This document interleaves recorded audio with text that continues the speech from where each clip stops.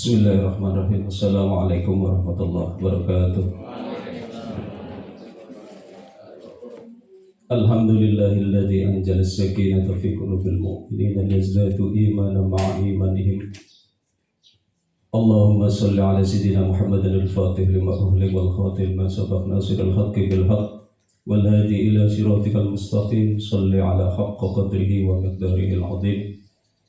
Qala Allah Ta'ala fil Qur'anil 'azim wa huwa asdaqul qailin. A'udzu billahi minasy syaithanir rajim. Bismillahirrahmanirrahim. Ya ayyuhalladzina amanu kutiba 'alaikumus syiyamu kama kutiba 'alal ladzina min qablikum la'allakum tattaqun. Al-ayat. Shadaqallahul 'azim. Hadratul Muhtaram yang terhormat Bapak Kepala SMA Negeri 1 Bantarsari, Bapak Dirgas Mardiono IPD, semoga Allah senantiasa berikan kesehatan dan Allah berikan rahmat maghfirah.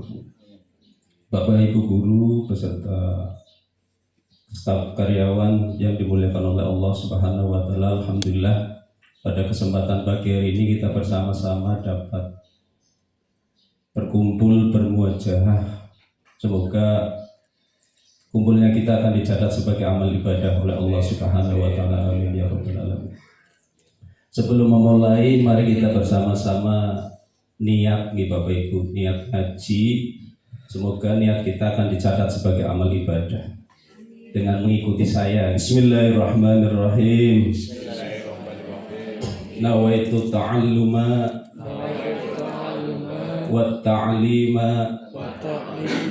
wa tazakkura wa tazkira wal naf'a wal intifa'a wal ifadata wal istifadata wal hassu ala tamassuki bi kitabillahi wa sunnati rasulihi sallallahu alaihi wasallam wa du'a ilal huda wa dalalata alal khairi ibtigha'a wajhillahi wa mardatihi wa qurbihi wa sawabihi minallahi ta'ala. Apa kira-kira kenapa kita harus melafadzkan niat gitu ya? Jadi ketika puasa juga mungkin ada istilah niat juga sama. Sebenarnya menurut para ahli fikih itu yang saya baca, mungkin mohon izin di Safinah juga itu di kitab paling dasarnya fikih itu dijelaskan bahwa an-niyatu qasdu syai'in muqtaronan bi fi'lihi. Niat itu menyengaja sesuatu bersamaan dengan pekerjaannya. Itu konsep dasarnya gitu. Mohon izin Bapak.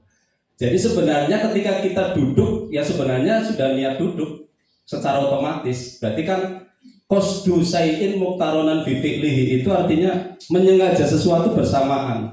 Ketika kita berdiri untuk sholat, walaupun tidak dilafadzkan ya berarti sudah sholat. Ketika kita duduk ya otomatis tadi duduk. Ketika kita minum otomatis minum. Itu sebenarnya konsep dasarnya menurut ulama ahli fikih atau ahli hukum. Tetapi berikutnya bahwa walabduhu sunnatun, melafadzkan niat itu hukumnya sunnah. Biar kita mendapatkan pahala maka harus dibunyikan atau dilafadzkan oleh mulut kita. Walaupun mahalluhu fil qalbi, tempatnya niat itu sebenarnya dalam hati. Walaupun kita tidak nawaitu somahudi gitu ya. Nawaitu somahudi itu kan labduhu, lafadznya niatnya kan kayak gitu. Sebenarnya niat sendiri itu sudah ada dalam hati kita.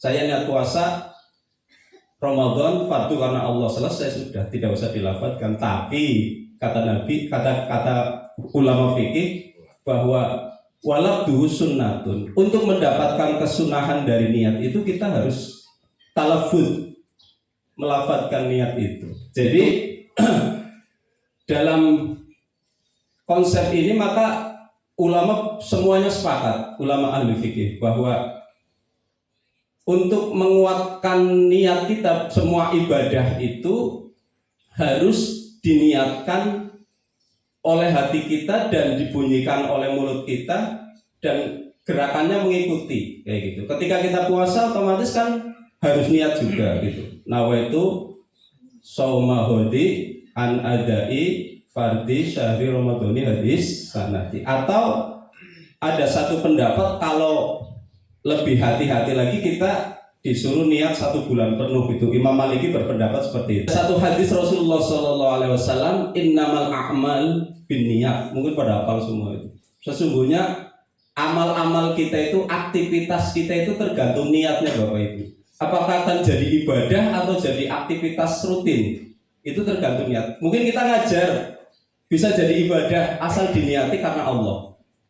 Tetapi ngajar akan jadi aktivitas saja, menyelesaikan tugas kewajiban mencerdaskan anak bangsa sesuai dengan undang-undang gitu. Itu tergantung niat kita. Kalau panjenengan dan saya ngajarnya bismillahirrahmanirrahim, nawaitu ngajar untuk mencerdaskan anak bangsa dan menghilangkan kebodohan anak-anak, itu insya Allah akan satu jadi aktivitas kita mencerdaskan anak-anak, yang kedua dicatat sebagai amal ibadah. Itu bedanya aktivitas yang diniati dengan aktivitas yang tidak diniati. Mungkin kita sering lupa, tapi mungkin dalam hati kita sudah diniati lah, bismillah ngajar karena Allah gitu. Itu langsung dicatat oleh Allah sebagai amalan ibadah. Apalagi di Ramadan ini kita semuanya jadi ibadah semua. Kalau aktivitas yang dijadikan kita sebagai karena Allah, maka dia akan menjadi ibadah sesuai dengan hadis innamal a'malu binniyat tadi.